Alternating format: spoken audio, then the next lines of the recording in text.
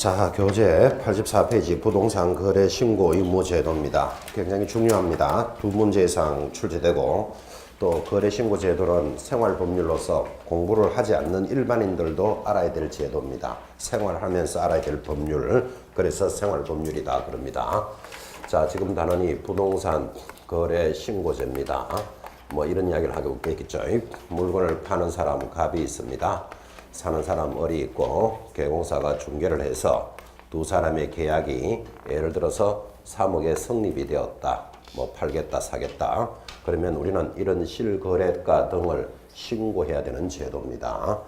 자, 여러분들은 부동산을 하나 팔거나 살 수도 있는 사람이잖아. 그죠? 어떤 부동산을 사고 팔았는데 신고를 안 하면 이 제도를 위반하면 전부 500만 원짜리 과태료입니다. 과태료 나오면 눈이 툭 튀어나옵니다. 완전히. 그래서 일반인들도 알아야 되는 제도다. 이렇게 이야기를 합니다. 생활법률로서 거래신고제가 도입됩니다. 자, 교재 84페이지 상단에 1번, 2번이 나타나는데 이게 전체 내용의 50%입니다. 지금 이 내용을 가지고 지금 1시간 동안 계속 엮어갑니다. 그래서 84페이지 상단에 있는 1번, 2번 내용을 꽉 잡고 계셔야 됩니다. 출발합니다. 1번. 거래 당사자는 이렇게 갑니다. 당사자가 누구냐 하니까 뭐라고 되어 있습니까? 매도 매수인은 그렇게 이야기합니다. 그러면 신고를 누가 한다? 매도 매수인이 한다. 그러니까 이것은 매매만 신고한다라는 것을 알 수 있습니다. 여러분 보세요. 이 갑의 부동산이 을로 이동되는 것이 매매 말고도 많죠. 상속할 수도 있죠. 또 정려할 수도 있고 경매로 넘어갈 수도 있겠고 소유자가 바뀌는 방법이 여러 가지가 있는데도 불구하고 뭐만 신고한다? 매매만 신고합니다. 굉장히 중요한 표현입니다. 자, 매도 매수인은 동그라미 합니다. 토지 동그라미, 건축물 동그라미, 도정법에 따른 입주권 동그라미, 주택법에 따른 분양권 동그라미 모두 몇 개? 4개 물건을 두째 줄에 뭐를 했을 때는 매매 계약을 했을 때만 신고합니다. 또다시 매매 계약의 중요 동그라미. 계약일로부터 줄긋고 60일 내로 신고합니다. 실제 거래 가격 등을 매매 대상 부동산의 줄 바꿔서 소재지를 관할하는 시장 군수구청장도 줄 꺼놓고 에게 줄 것입니다. 공동으로 신고하여야 한다. 전체 단원의 50%가 여기 있다 그랬습니다. 공동으로 신고해야 한다. 옆에다가 줄 딱 끊고 제출은 1인. 제출하는 것은 한 사람이 제출합니다. 제출은 1인. 2번 내려옵니다. 즉 거래 당사자 간의 계약 체결의 경우에는 당사자가 공동으로 신고를 하고 그 다음부터 또 줄 것입니다. 개공사의 중개로 계약이 체결되면 반드시 개공사가 신고해야 된다. 반드시 해도 동그라미를 딱 해놓습니다. 자, 이 두 내용이 전체의 50%다 이랬습니다. 자, 그럼 지금 체크해드렸으니까 다시 확인을 합니다. 자, 이제 필기 크게 하지 말고 자, 거래신고제는 하고 물으면서 첫째, 뭐만 신고한다? 그렇지, 이래 대답하셔야 돼요. 매매만 신고합니다. 매매 말고도 교환, 임대차, 정려, 상속, 경매라는 것들이 흘러다니지만 이런 것들은 전부 신고 대상이 아니죠. 매매만 신고합니다. 두 번째 대답합니다. 무슨 물건을 매매했을 때 신고합니까? 토지, 건축물, 또 취득할 수 있는 권리로서 입주권, 분양권 4가지를 매매했을 때 신고합니다. 요즘 분양권에 피가 얼마 붙었다 이런 말 들어보셨나요? 분양권에 피가 얼마 붙었다 이 말은 얼마 받고 팔았다는 말이잖아요 지금. 그죠? 신고 대상입니다. 분양권도 신고 대상입니다. 세 번째, 어디 가서 신고하라 그랬습니까? 그 단어를 보니까 부동산이 있는 시장 군수 구청장에게 신고를 합니다. 자, 부동산이 있는 이 말이겠죠. 여러분이 노원에서 중개업을 합니다. 노원구 상계동에서 중개업을 하지만 이 물건이 제주시에 있는 토지일 수도 있다 없다. 있겠죠. 토지를 매매하면 신고해야 돼요. 어디 가서 신고해야 된다? 제주시에 가야 된다고. 부동산이 있는 시장 군수 구청장. 개념을 잘 잡으셔야 됩니다. 원래 시험 문제입니다. 원래 시험 문제. 어디서 신고해야 되느냐 하는 게 출제 문제이기도 합니다.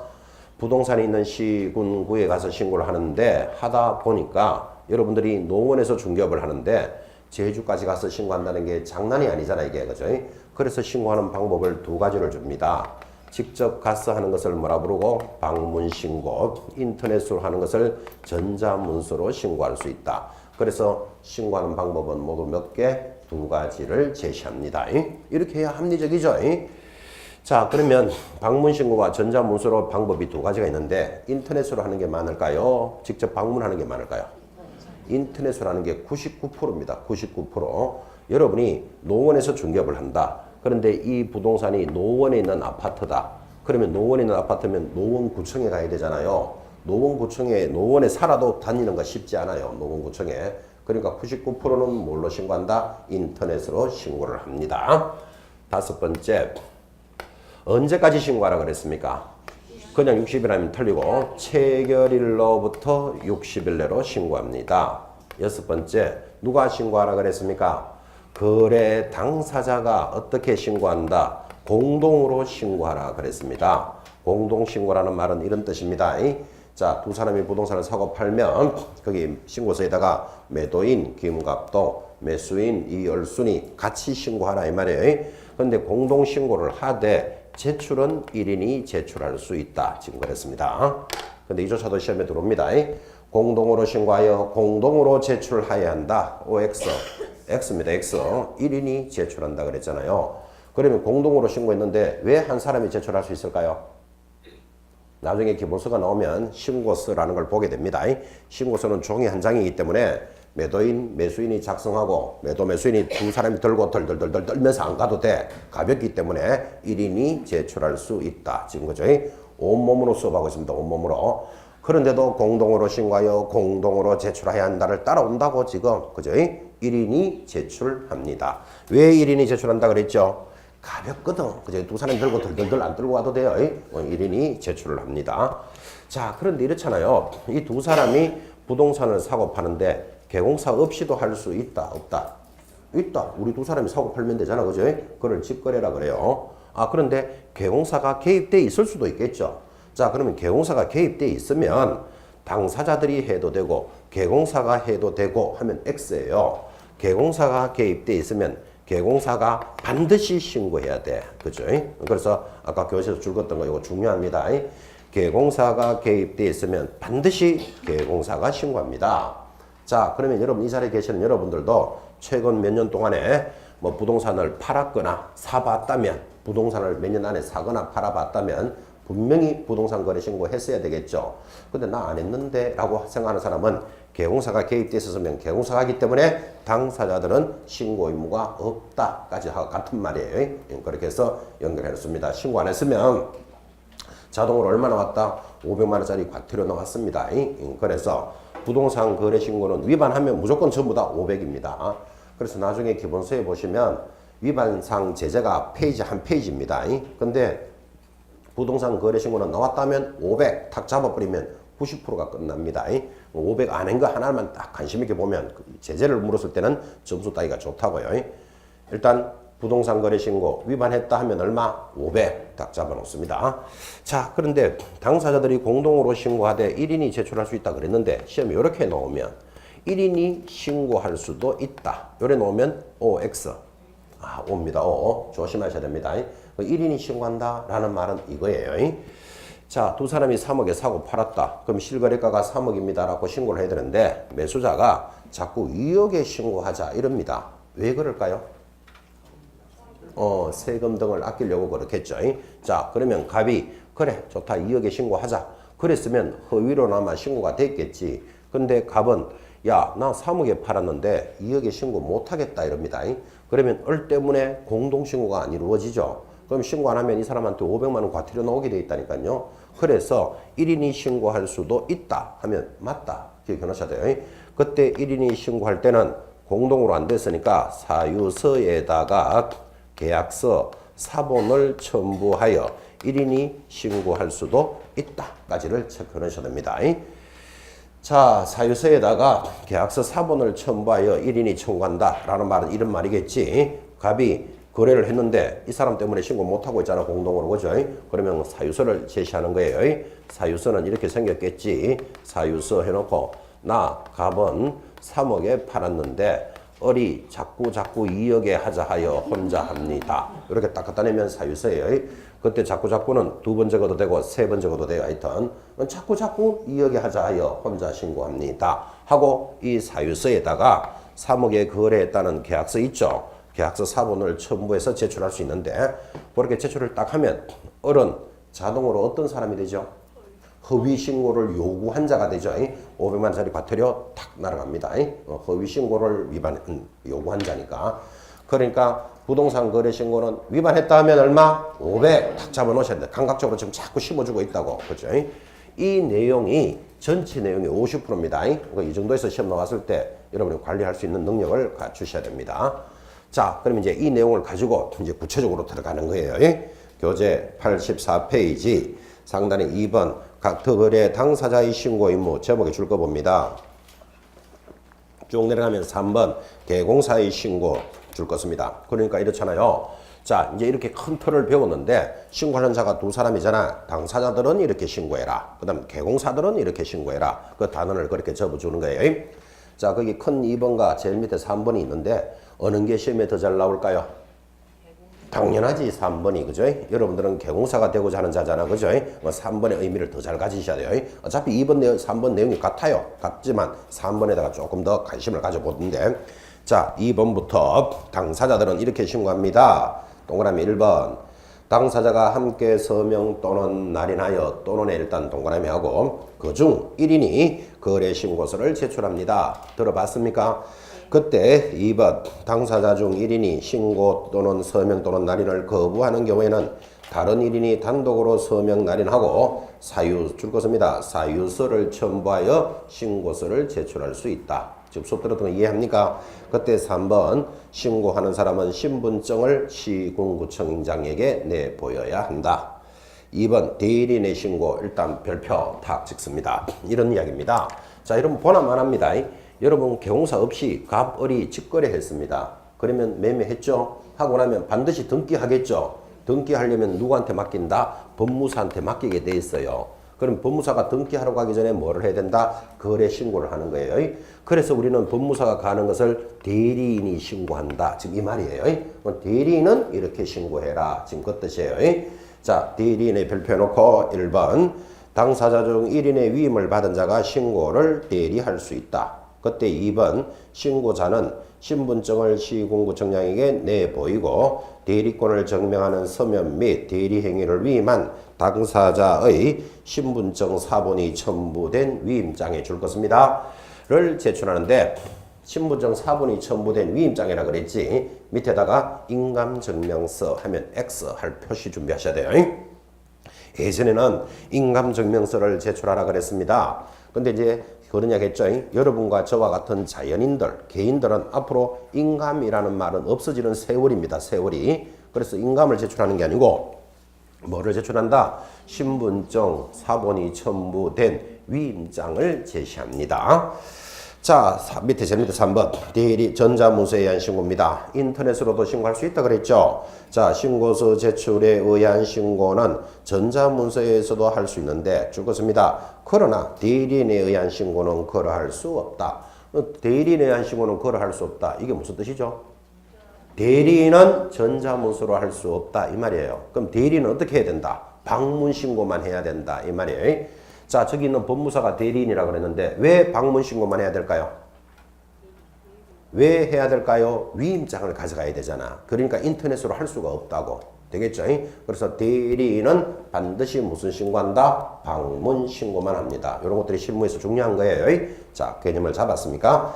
이번에 3번 내려가면 개공사들은 이렇게 신고해라. 거의 그 내용이 같습니다. 제일 하단 개공사가 거래계약서를 작성 교부한 때는 줄 것입니다. 체결일로부터 며칠 내로? 역시 60일 내로 누구에게? 시군구청장에게 신고하는데 2번 신고 방법 동그라미 1번 당해 개공사는 서명 또는 날인하여 또는 역시 동그라미 놓고 거래 신고서를 시장 군수구청장에게 제출하고 그때 신고하는 개공사는 반드시 신분증을 내보여야 합니다.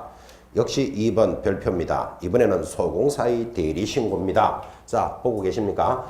개공사가 없으면 당사자들이 신고하자 그랬죠. 그럼 당사자들을 대리하는 사람이 있다 그랬다. 누구? 법무사가 할 수 있을 때 서류는 어떻게 가져오라 그랬잖아요. 이번에는 개공사가 개입돼 있으면 반드시 개공사가 신고해야 되잖아. 그죠? 근데 개공사도 대신할 수 있는 사람이 있다고. 누가 있다? 소공사가 대리 신고를 할 수 있습니다. 아, 그런데 중요한 게 따라옵니다. 그때 2번, 1번 고용신고를 하는 소공사 신고를 대리할 수 있다. 2번 거래신고는 소공사는 개공사의 위임장을 제시할 필요는 없고 거기 줄 딱 끊으셔야 돼. 위임장을 제시할 필요는 없고 뭐만 가져가면 된다. 신분증만 제시하면 된다. 아, 재밌잖아요.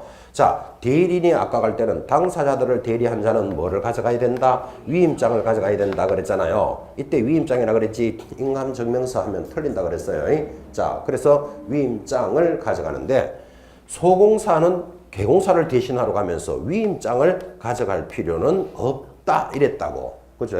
없고 뭐만 제시하면 된다? 신분증만 제시하면 돼요. 왜 그럴까요? 소공사도 개공사를 대신하러 왔으니까 대신한다는 표시가 있어야 될 것 같은데 이때는 신분증만 가져가면 돼. 왜 그럴까요? 하니까 소공사는 고용신고가 돼 있거든. 그죠? 그러니까 고용신고가 돼 있으니까 자기 주민등록증을 보고 이름만 탁탁탁 찍으면 어디 공인, 어느 중개사무소의 공인중개사라는 게 나타나겠죠. 그래서 위임장을 가져갈 필요는 없고 신분증만 제시합니다. 제가 이렇게 이제 저는 해석을 하는데 어떤 선생님은 이래요.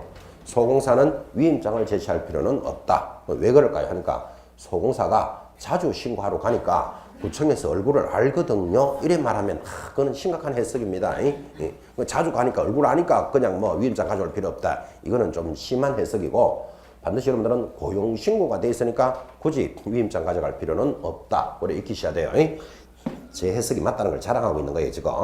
자, 그래서 위임장을 제시할 필요는 없다 익히시고 3번 전자문서에 의한 신고 역시 인터넷으로도 할 수 있다 그랬죠. 그때 신고서 제출에 의한 신고는 전자문서로 할 수도 있다. 그러나 또 줄 거예요. 대리인인 소공사는 그러할 수는 없다. 그러할 수는 없다는 말이 무슨 말이죠? 반드시 방문 신고해야 돼. 대리인이 갈 때는 반드시 방문 신고합니다.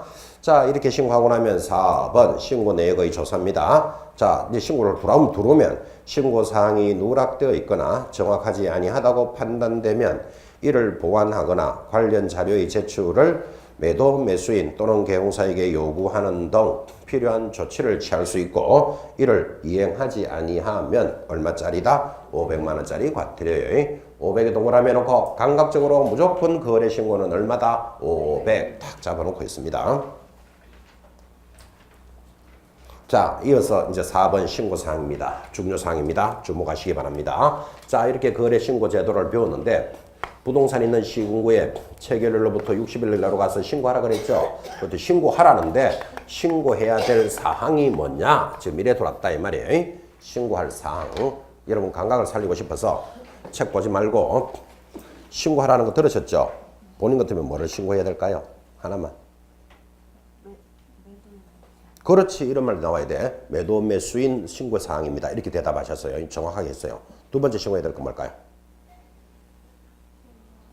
그렇지, 계약일자 신고합니다. 역시 우수합니다. 역시 서울은 달라요. 우리 계약일자 신고사항이에요. 또 뭐 신고해야 될까요? 그렇지, 실거래가 보려고 하는 거예요. 실거래가. 이렇게 이제 대답이 들어와야 돼. 신고사항이 자그마치 밑에 7가지는 쫙 붙었습니다. 붙었는데 이거를 뭐를 신고해야 되는지를 이야기해놔도 무슨 말인지를 못 알아듣고 그냥 멍하게 따라간다 이 말이에요. 근데 지금 세 분이 정확하게 대답하셨어요. 신고해야 될 거 뭐 매도인 매수인의 인적사항, 매도인 뒷값순, 매수인 이월순 이런 거 신고해야 된다 이 말이에요. 계약일자 신고해야 됩니다. 그 다음에 실제 거래 가격, 사실은 실거래가를 보려고 이 제도를 만들어 놓은 거예요. 이렇게 대답할 줄 알아야 돼요. 아주 우수합니다. 다른 데는 가서 뭐를 신고해야 될까 하니까 제 얼굴을 쳐다봅니다. 뭐를 신고해야 되는지 감각이 없는가 봐. 그죠? 그래서 지금 보면 7가지가 신고사항입니다. 이게 지금 감각을 강조를 안 하면 혼자서 만약에 공부하는 분이다. 그러면 야, 신고사항 7가지 참 많죠? 또 설마 이거 나오겠나? 이렇게 생각하면서 설마 넘기고 설마 나오고 설마 조지고 막 이렇게 가는 거예요. 지금. 그죠? 지금 그래서 신고사항이 중요하다는 것을 이 정도로 강조하는 거예요. 앞에 분들은 가까우니까 물어봤지만 뒤에 분한테 안 물어보더라도 나한테 물었으면 내가 뭐라고 대답했을까를 한번 고민해봐요. 신고해야 될 사항 모두 7가지가 준비되어 있어요. 아주 시험에 잘 나옵니다. 1번 매수 매도인의 인적사항 신고해야 돼요. 인 동그라미 계약일자 계 동그라미 계약일자를 신고해야 되면 중도금 잔금 지급일 자동으로 신고하는 거예요. 3번 부동산의 소재지 지 동그라미 지번 지 동그라미 지목할 때 목 동그라미 합니다. 요때도 지에 동그라미 해도 되는데 그거까지 지 해버리면 지지지 이러면 라디오 꺼주는 소리 막 나와요. 그래서 지지목 싹 올라가는 거예요. 지지목. 그 다음 부동산의 종류 종 동그라미 면적 면 동그라미 실제 거래 가격 실 동그라미 합니다. 조건이나 기한이 있다면 조건과 기한도 신고해라. 조 동그라미. 예를 들어서 상가를 사고 팔았다. 그럼 이달 월세는 매수인이 부담한다. 혹은 매수인이 가져간다. 이런 조건과 기한이 있다면 조건과 기한도 신고사항입니다. 마지막 7번 개공사의 중개로 계약이 일어났다면 개공사에 대한 인적사항 및 사무소 등록에 관한 사항도 신고사항인데 개업공인중개사 할 때 중에다가 동그라미를 딱 하시고 자 지금부터 출발합니다. 신고해야 될 사항이 무엇입니까? 하면 지금 동그라미 한 것들입니다. 뭐라고 하는가 하면 인, 계, 지, 목, 종, 면, 실, 조, 중이 신고사항이다. 지금 이렇게 동그라미 했습니다. 무슨 구다는 소리 같죠? 그죠? 구다는 소리 같지만 아침에 일어나거든 하늘 쳐다보면서 씩 웃으면서 한 번만 읽으시기 바랍니다.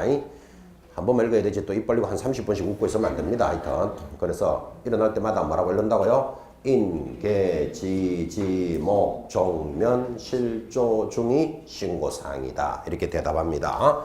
그때 인이 뭘까요? 하면 매수 매도인의 인적사항 그거는 천천히 가도 돼요. 지금 안 바쁘니까. 계 하면 뭐가 보이죠? 계약일자. 그럼 자동으로 중도금 잔금 지급일 지 소재지 지번 지목 종류 면적 실거래 가격 실가가 제일 중요해요. 실거래 가격 신고사항입니다. 조건과 기한 중은 뭐다? 개업공인중개사도 있으면 개업공인중개사도 신고해야 됩니다. 자, 그래서 신고사항 굉장히 시험에 잘 나오니까 신고사항 탁 하면 자동으로 인계, 지지, 목, 종면, 실조, 중 적어놓고 그 주어진 문제에서 있나 없나를 찾아내셔야 됩니다.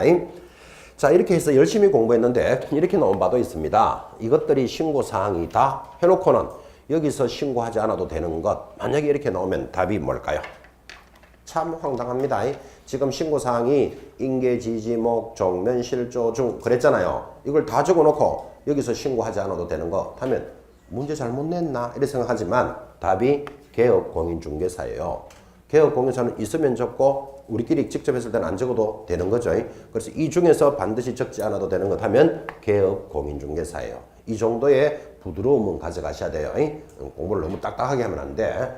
아, 이거 신고사항이라고 그랬는데 여기서 안 해도 되는 거 찾아란단단단다 뭐 이러고 있으면 안 돼요. 아주 약간의 부드러움은 가져가야 돼요. 개업공인중개사는 있으면 적고 없으면 안 적어도 된다. 되겠죠? 여기까지가 신고사항입니다. 자, 이제 이렇게 신고를 했습니다. 그러면 넘어가면 부동산 거래 신고를 받은 시장군수청장은 신고 내용을 확인한 후 적시의 동그라미 신고 필정을 교부해 줍니다. 적시에 조금 동그라미 하셨죠? 자, 그거를 3일 내로 교부해야 한다. 원래 그랬다 왔다고요. X예요. 3일 내로, 5일 내로 이러면 틀려요. 적시 교부해 줍니다. 이것도 작년에 수업할 때 얼마나 강조했는지 이 적시가 중요합니다. 이렇게 강조하니까 어떤 분이 적시나 지체 없이 신고하는 거나 뭐가 다릅니까? 이런 질문까지도 합니다. 여러분, 지체 없이와 적시가 뭐가 다릅니까? 지체 없이는 글자가 몇 개? 4개. 적시는 2개. 다르잖아요. 지금 묻기는 왜 묻는데? 시간상으로 어느 게 더 빠를까요? 적시가 훨씬 빨라요. 그죠? 그리고 자꾸 그런 거 막 묻지 말아요. 지체 없이나 적시나 같은 거 아닙니까? 이래서 하고요. 그죠? 방금 강조하잖아. 적시 교부해야 된다고. 이게 왜 이런 중요한 취지를 가지고 있는가 하면 이렇게 부동산 거래 신고가 오면 그 다음에 이건 매매이기 때문에 반드시 등기하게 돼 있다니까요. 등기를 하는데 여러분 알다시피 똑같은 등기라도 1번에 등기되어 있는 자와 2번, 3번, 4번에 등기되어 있는 자는 권리의 순서가 달라요. 그런데 만약에 시군구청에서 이 사람한테는 적시 교부해주고 이 사람한테는 5일 만에 교부해주고 저 사람한테는 일주일 만에 교부해주면 그렇게 해서 등기가 늦어진 것에 대한 손해를 누가 책임져야 되는데 이런 문제가 생겨요. 그래서 시군구는 그런 손해를 부담 안 하려고 신고가 들어오면 적시 교부해버린다니까요. 그때 적시는 어느 정도로 강조하는가 하면 보지도 안 하고 바로 도장 딱 찍어서 바로 내줘버려. 그죠? 뭐 보지도 안 하고야 내주겠나마는 일단 그 정도로 적시 내준다고요. 그러면 내주면 이 사람 받아서 갔죠. 등기하러. 가고 난 뒤에 천천히 쳐다본다고. 그때 자료가 누락돼 있거나 잘못돼 있으면 아까 보셨죠? 시정하거나 자료를 제출하시오, 보완하시오 이렇게 들어간다고. 그죠? 그래서 보지도 않고 내준다. 이 정도로 기억해 놓으셔야 돼요. 뭐 보지도 안 하게 하겠나마는. 그죠? 적시 교부합니다. 적시라는 말을 이 정도로 강조합니다. 자, 그렇게 교부가 딱 되면 2번 거민의 의지에 방금 했잖아요. 신고 필증을 교부받은 때는 거민은 받은 것으로 본다. 거민은 받은 것으로 본다는 말은 무슨 말이다? 바로 등기해준다. 그 뜻이에요. 그래서 거민이 면제됩니다. 3번 해제신고 중요합니다. 별표 탁 찍어놓고 자, 거래 신고 후 계약이 무효 취소 해제가 됐답니다. 자, 이게 왜 별표인가 하면 잘 틀리거든. 그죠? 지금 뭐라고 했는가 하면 신고를 다 해놨어요. 해놨는데 계약이 무효 취소 해제됐다는 말은 계약이 깨졌다 이 말이에요. 자, 한번 봐봐요. 이 두 사람은 계약을 우리는 3억에 주고받았다라고 얘기하고 있었죠. 그러면 3억에 주고받았으면서 계약이 성립됐으니까 계약서가 나왔겠죠. 1월 1일 계약금 뭐 1억 지급하기로 하고 3월 1일 중도금을 1억 지급하고 5월 1일 잔금을 1억 지급하겠다. 그럼 3억이 되죠. 자, 이런 식으로 계약서가 나왔다면 여러분 지금까지 배운 솜씨대로 몇 월 며칠까지 거래 신고해야 됩니까? 몇 월 며칠까지 이래 물었습니다. 계약일로부터 60일 내로 해야 되잖아요. 그러면 1월 1일이 계약한 날이니까 그날로부터 60일 내로 해야 된다. 그럼 1월 한 달 31일, 2월 달 28일이면 우리말로 3월 1일까지 신고해야 된다. 이렇게 답하셔야 된다고요. 이거를 7월 1일 이렇게 대답하는 사람이 있어요. 정신없이 잔금 지급한 날로부터 막 60일 따지고 있는 사람도 있어요. 이걸 지금 강조하는 거예요. 체결일로부터 60일 내로 신고하라 그랬잖아요. 그런데 이 사람들은 1월 15일 날 신고했어요. 이렇게 해도 된다, 안 된다? 된다. 이런 현상을 무슨 현상? 착한 현상, 그저 그런 현상, 잘하는 현상 그런 거죠. 3월 1일까지 신고하라는데 괜히 신고해놓고 3월 1일까지 들고 있을 이유가 뭐 있는데 이 사람들은 언제 신고했다? 1월 15일 신고한 거예요. 대체적으로 이렇게 신고하는 거예요. 3월 1일까지 하러 간다고 2월 28일까지 이거 들고 있을 이유가 뭐 있는데 지금 그죠? 1월 15일 신고했어요. 이렇게 신고하는 것을 무슨 현상? 잘하는 현상, 뭐 착하기는 뭐 그냥 그저 그런 현상, 그저 그런 현상, 잘하는 현상, 뭐 보편적인 현상, 뭐 그런 거지. 그래 또 좋다, 뭐 착한 현상, 그죠? 이렇게 신고를 다 했어요. 그럼 했는데 이제 3월 1일 중도금도 지나갔겠지요. 아, 그런데 4월 1일이 돼가지고 계약이 무효 취소 해제됐어요. 신고를 다 해놨는데 계약이 깨졌다고. 자, 중도금이 지급되면서 깨질 수도 있다 없다? 있습니다. 그 계약은 당사자들은 문제잖아. 우리 하지 말자 하는 데는 언제든지 깨질 수 있잖아요. 중도금이 아니라 잔금이 지급되더라도 깨지려면 깨지는 거예요. 자, 그럼 여러분들은 이렇게 신고를 다 해놨어. 매수인 누구, 계약일자, 소재지, 지번, 지목, 종류, 실거래가는 뭐 3억이고 조건과 기한을 다 신고해놨는데 그 계약이 4월 1일 날 돼서 계약이 깨지더라니까 무효해지 취소됐어요. 한번 봐요, 조문. 3번, 1번 부동산 거래 신고 후 그 계약이 무효 취소 해제된 경우에는 거래 당사자나 개공사, 신고를 대리한 자 등은 계약 해제 등 신고서에 서명 날인하여 시장 군수구청장에게 그 다음에 제출하여야 한다, 할 수 있다, 할 수 있다. 그래서 중요하다고요. 할 수 있다 동그라미 딱 해놓고 하여야 한다 옆에다가 X까지 표시해 놓으셔야 돼요. 하여야 한다 하면 X입니다. 지금 여러분한테 제가 강조해서 그렇지 여러분들은 대체적으로 이렇게 생각한다고. 신고를 지금 1월 15일 다 했어요. 근데 이 계약이 깨져버렸어. 중간에 깨지면 깨졌다고 신고를 하여야 한다라고 생각하기가 너무나 쉽다고. 근데 법조문은 어떻게 돼 있다? 할 수 있다. 해도 되고 안 해도 되는 거예요. 그래서 이걸 강조하는 거예요. 한번 물어봅시다. 본인은 저래 신고를 다 해놨어요. 1월 15일 날. 근데 이 계약이 중간에 깨져버렸어. 어떤 사정으로. 그럼 깨졌다고 신고한다 안 한다? 본인 같아. 그리고 뭐 안 해도 되면 묻지 말고 본인은 한다 안 한다? 신고 다 해놨는데 안 한다. 왜 안 한다? 귀찮았어. 본인은 신고 한다 안 한다? 뭐 한다 그러잖아. 하는 사람도 있잖아 봐요. 그거를 왜 한다? 정확하게 하려고. 그래. 그거 해도 돼. 할 수 있다니까 해도 되고 안 해도 되잖아. 본인은 신고 다 했는데 계약이 깨졌어요. 중간에. 그러면 신고 한다 안 한다? 안 해. 왜 안 해? 귀찮아서. 귀찮아서 두 번.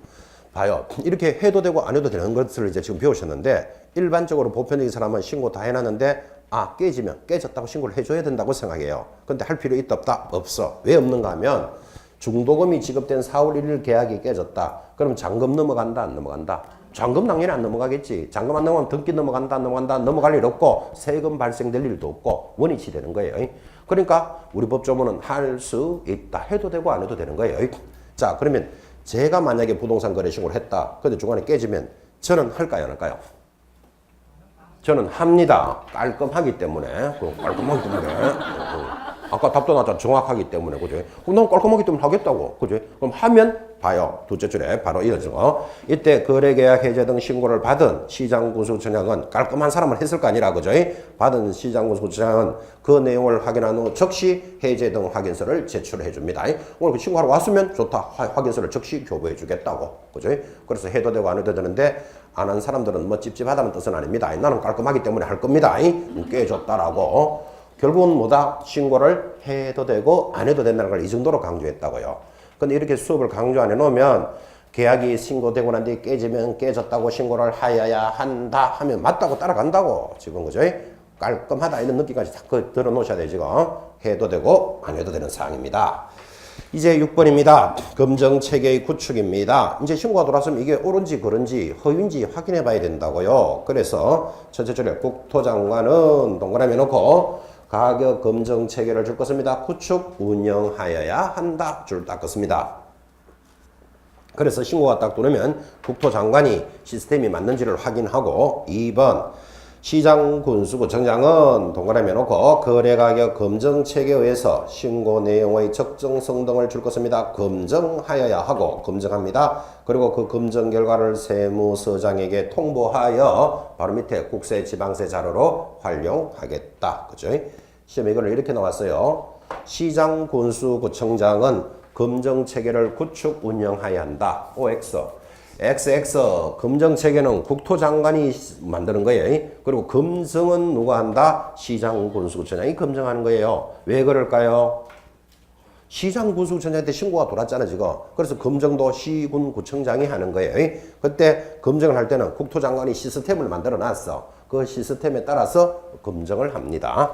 그래서 이런 내용을 들으면 여러분들이 이제 살아가면서 이런 걸 기억하셔야 돼요. 1월 1일부터 6월 30일까지를 전반기라 그래요. 부동산을 사고 파는 것은 신고가 들어오면 다음 달 7월 달에 국토교통부가 발표를 해요. 그 다음 7월 1일부터 12월 30일까지를 후반기, 하반기에 들어온 것들은 그 다음 달 1월 달에 국토교통부가 신고 가격을 발표해 줘요. 그러면 이런 이야기를 느낄 수 있어야 되잖아요. 여러분이 어떤 땅을 하나 사고 싶다. 저 땅을. 그럼 땅을 살 때 이거 얼마 줘야 될까? 실제 거래가가 얼마가가 궁금하잖아 지금. 내가 얼마에 사야 될지. 그죠?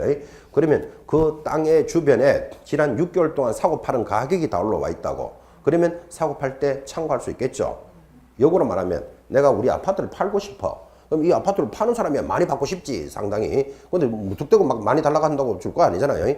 그럼 우리 동네 아파트를 지난 6개월 동안에 매매가가 신고가 다 돼 있다니까 그죠? 그래서 시군구 부동산 거래 신고 제도를 활용해서 확인해 보면 가격을 알 수 있다니까. 그러면 사고 파는데 참고 가격이 되겠죠. 이런 제도를 왜 만들어 놨다? 투기를 방지하려고 만들어 놓은 거예요.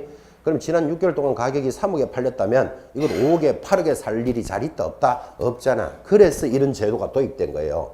이 노무현 정부 때 부동산이 자고 나면 뜬다. 자고 나면 가격이 오른다. 막 이렇게 정신없이 올라가니까 부동산 투기를 대모스를 받겠다 하고 도입한 제도가 거래 신고 제도예요.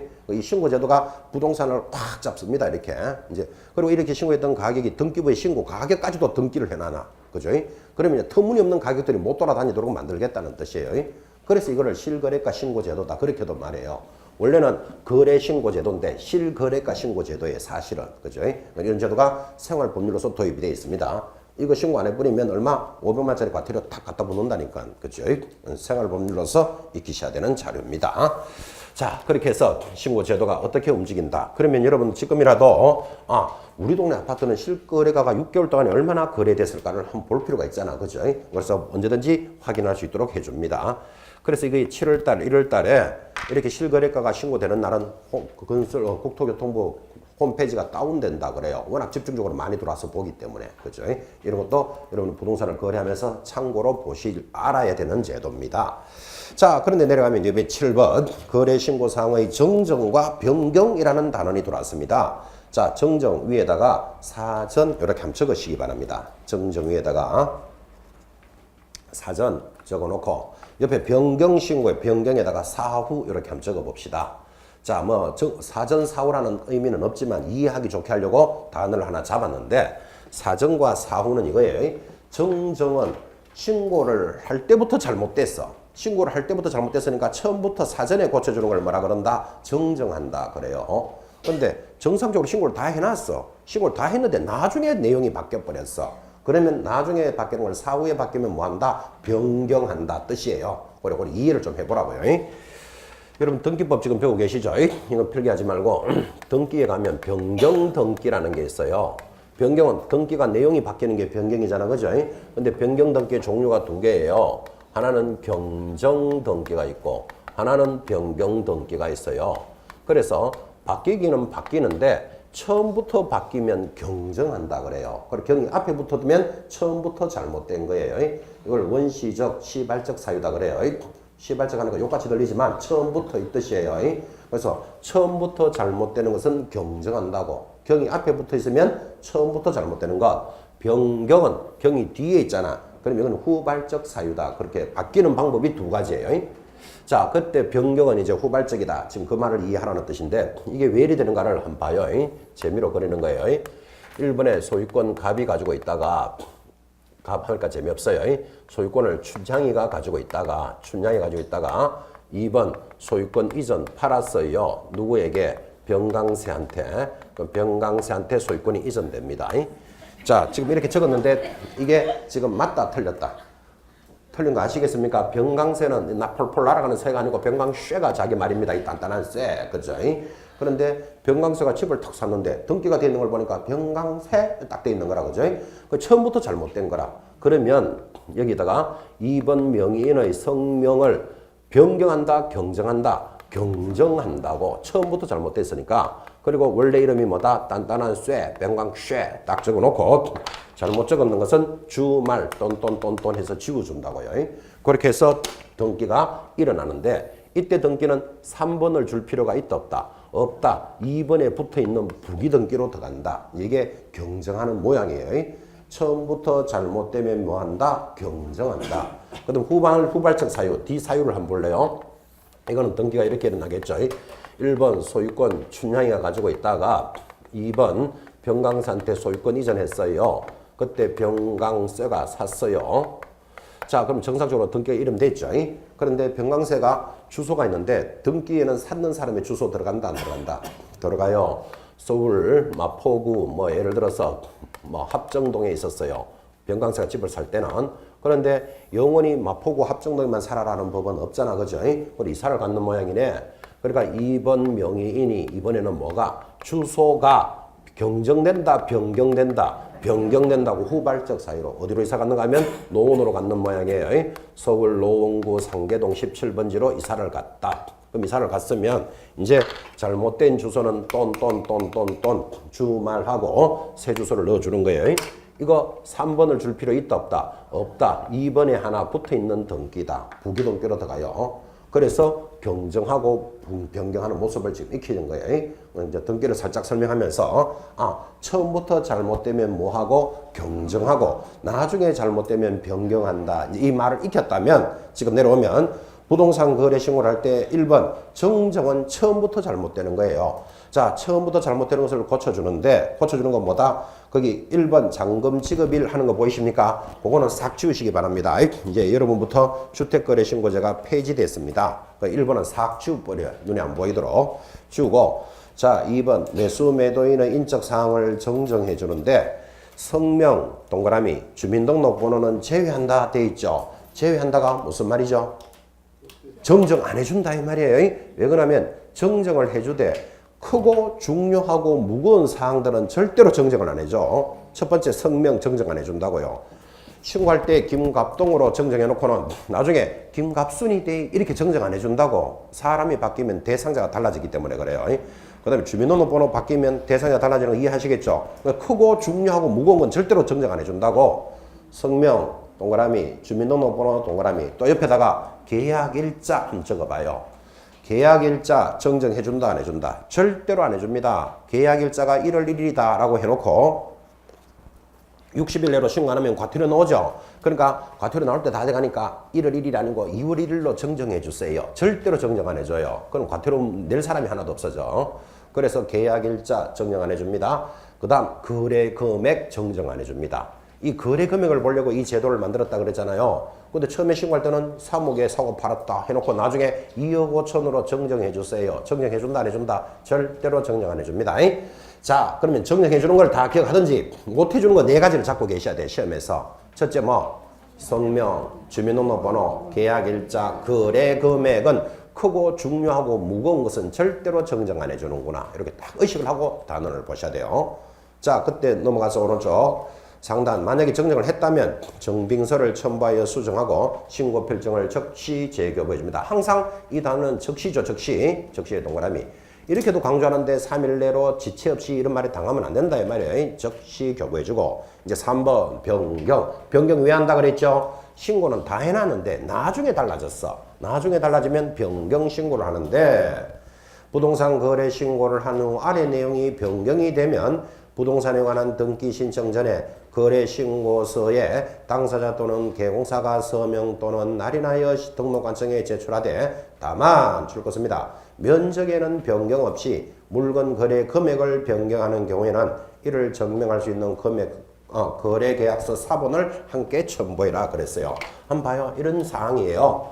자, 이 두 사람이 지금 3억의 아파트를 사고 팔았어요. 그래서 계약금 1억, 뭐 중도금, 잔금 이렇게 계약서가 작성이 되었는데 지금 계약을 하고 난 뒤에 아파트 가격이 솔솔 올라가지고 5억까지 올라갔다네. 자, 그러면 여러분들 값이라도 나 계약한 대로 1억에 팔겠다. 그래야 되겠습니까? 5억에 팔아야 되겠습니까? 5억에 팔아야 되지. 어떻게? 계약금 2배를 물려주고 계약을 깨자 그러는 거예요. 에이? 깨자 그러니까 그래 막 5억 올라가는 거 나도 안다. 근데 당신이 지금 계약금 2배 물어주고 또 매수자 찾고 하면 귀찮으니까 내가 차라리 5억에 사줄게. 이렇게 변경할 수 있다 없다? 있다고. 처음 신고했는 것보다 면적에는 변경 없이 거래 금액이 달라졌잖아. 그럼 이때는 뭐 한다? 변경 신고해라 이 말이에요 지금. 그때는 계약서 사본을 첨부하여 변경 신고를 하는데 변경할 수 있는 것들 1. 거래 지분 2. 면적 3. 조건과 기한 4번 줄 거요. 봐요. 물건 거래 금액은 변경할 수 있지. 이거 정정한다 하면 틀린다 그랬잖아 지금. 그죠? 물건 거래 금액 변경 신고합니다.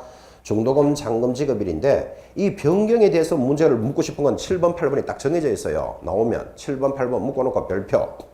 자, 공동 매수의 경우 매수인의 변경은 변경해 주겠다. 근데 갈로 열고 추가나 교체는 제외한다 그랬습니다. 추가나 교체는 제외할 때 제외의 동그라미. 이게 무슨 뜻이죠? 무슨 뜻이죠? 추가와 교체는 제외한다는 말은 변경 안 된다 그 말이에요. 추가나 교체는 제외한다. 그러면 추가나 교체는 변경 안 되면 어떡하란 말인데 다시 신고해야 된다 이 뜻이에요 이게. 그죠? 하나 더 똑같은 놈이에요. 8번 다수의 물건을 거래하는 경우에는 일부 물건은 변경해 주겠다. 일부 물건은 변경해 주는데 역시 갈로 열고 추가나 교체는 제외한다. 제외한다는 말이 무슨 말이라고요? 변경 안 해준다고 추가나 교체되는 것은. 그죠? 그럼 추가나 교체되면 어떻게 한다? 다시 신고해야 된다 이 뜻이에요.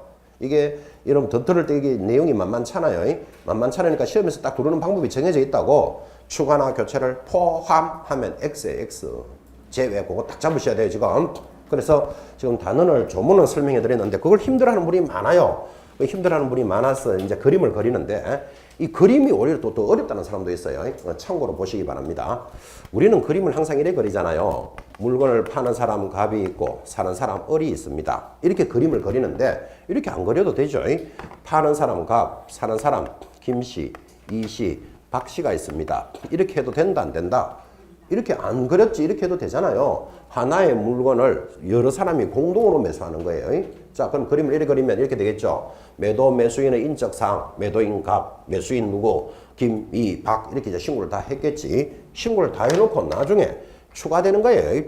추가라는 말은 나 정씨가 나도 사는 걸로 해달라. 이 추가한다 이 말이에요. 또는 박씨 대신에 정씨로 바꾸자. 이거를 뭐라 그런다? 교체라 그런다고.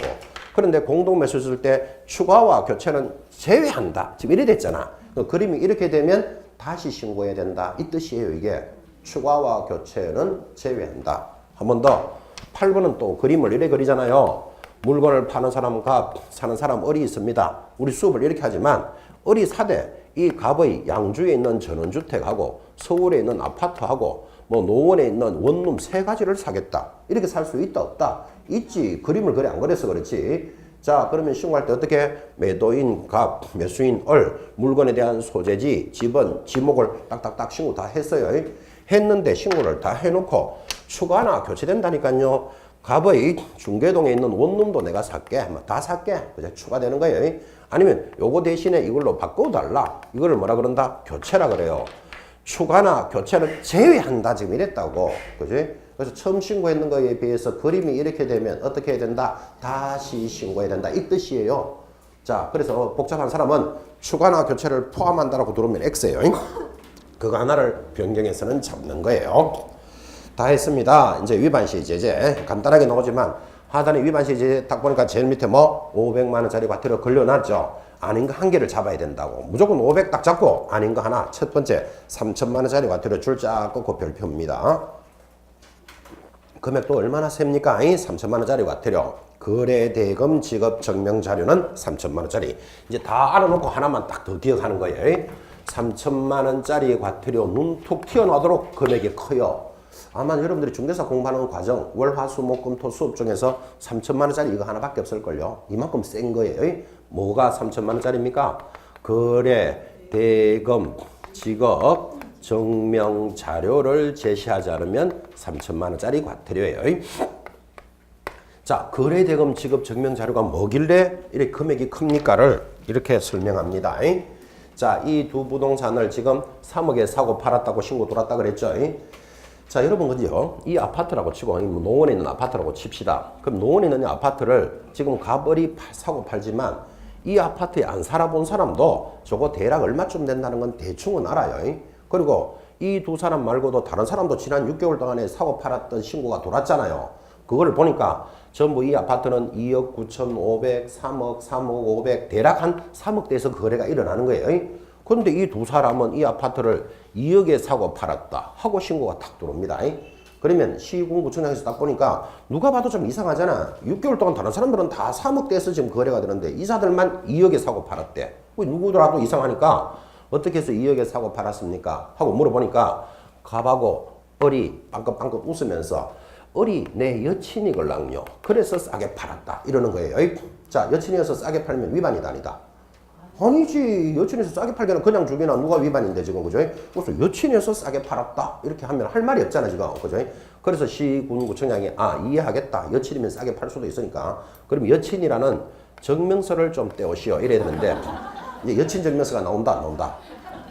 심각해졌습니다. 여친 증명서 떼러 다니면 집은 엉망진창 됩니다 완전히. 그래서 여친 증명서를 못 떼니까 2억에 주고받았다면서요? 그러면 2억에 주고받았다라는 거래 대금 자료를 가져와 봐라 이 말이에요. 자, 그러면 여러분들 이제 기본소에는 나오겠지만 내가 2억에 주고받았다면 거래 대금 자료가 어떤 게 있을까요? 그렇지. 송금했으면 송금표 가져와 봐라 지금 이 말이잖아. 그죠? 송금표 없다 그럼 입금표 가져와 봐라. 그죠? 그게 첫 번째 서류예요. 두 번째, 나 이거 2억을 주기 위해서 대출 받았다. 그럼 대출을 나타내는 서류 가져와 봐라고. 주식을 처분했다. 주식을 처분한 서류. 그죠? 적금이 만기되는 김에 샀다. 그럼 적금이 만기됐다는 자료 가져와 봐라. 그게 두 번째 자료예요. 세 번째, 저 사람들은 우리 자료 없다. 현금 주고받았다. 이러는 거예요. 뭐 현금 주고받을 수도 있지. 그럼 현금을 주고받으면 자료는 없지만 현금을 받은 자가 누구다? 매도인이 받았을 거 아니라. 그죠? 사용한 용도를 가져와 보라고. 이 돈을 사용한 용도. 그럼 예를 들어서 이 사람이 골프채 업자다. 그러면 뭐 골프채를 2억 원어치 구입했네. 그럼 그 자료 가져와 봐라. 골프채 구입 안 하고 땅에 갖다 묻었다 이러는 거예요. 돈을 땅에 갖다 묻는 놈이 있다 없다? 있어. 그럼 묻어놓은 사진이라도 가져와 봐라. 한번 보자. 그죠? 땅만 파면 돈 나오는 시절도 있었어요. 그거를 뭐라 그런다? 사용한 용도. 자, 그것도 저것도 없으면 영수증. 근데 두 사람이 영수증을 가져오는 것은 신뢰할 수가 있겠다 없겠다? 없겠지. 서로 짜고 낼 수도 있으니까. 어쨌든 짜고 내기나 말기나 거래대금 자료를 제출 못하거나 허위로 제출하면 3천만 원짜리 과태료예요. 그래서 이거를 거래대금 지급 증명 자료라 그래요. 그래서 앞으로 여러분 수업하면서 여친 사건 하면 얼마가 돌아야 된다? 3천만 원짜리. 이걸 딱 잡으셔야 돼요. 여친 사건. 다음 실무편에 가면 남친 사건 나와요. 남친 사건 나올 때 하고 또 헷갈리면 안 돼요. 여친 사건 하면 자동으로 3천 이렇게 딱 잡으셔야 됩니다. 또 정작 기억하라라는 거래 대금은 기억 안 나고 여친 이것만 기억하고 있으면 안 되고 거래 여친 정면서를 못 떼니까 거래 대금 자료를 가져와 봐라 그 말이에요. 그거 못 떼면 3천만 원짜리 과태료입니다. 자, 부동산 거래 신고 1시간에 정리했는데 아주 중요한 단원입니다. 생활법률입니다. 살아가면서라도 알아야 돼. 이것도 공부를 하는 사람이 아니더라도 그렇죠? 관련되는 내용들을 정리했습니다. 이어지는 단원이 이제 중개 실무편으로 갑니다. 10분 쉬었다가 해맑은 정신으로 봅니다.